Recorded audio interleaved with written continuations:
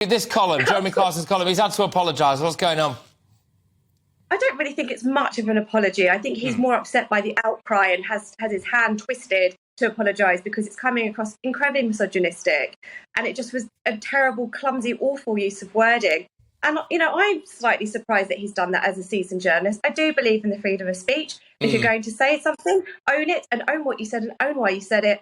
But don't suddenly backpedal and realise that what you did wasn't going to cause offence. Because I think he knew, using Rose West, even in that sentence, he knew what he was doing.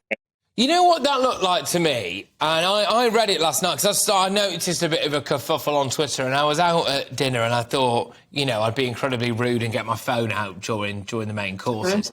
And I was having a look through it, and that to me looked like a column written by a bloke who'd either maybe had a couple of glasses of red or had maybe had a couple of glasses of red the night before. And it was like a first draft.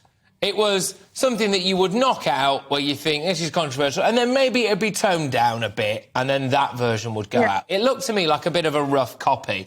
And I suspect that he wasn't really expecting this amount of backlash, probably now can see why. And I dare say maybe didn't give it too much thought at the time and should have done. But that, for me, makes me wonder, well, is it not really the fault of the editor, not Jeremy Clarkson? Because, rightly or wrongly, a lot of people do think exactly what Jeremy Clarkson actually wrote down. The question mark is whether or not that should have been published, I think. I think the question mark is the people that seem to be offended by a lot of these things. If you don't like Harry and Meghan, don't watch their Netflix series, don't engage with them, don't read the articles, and don't get wound up by it.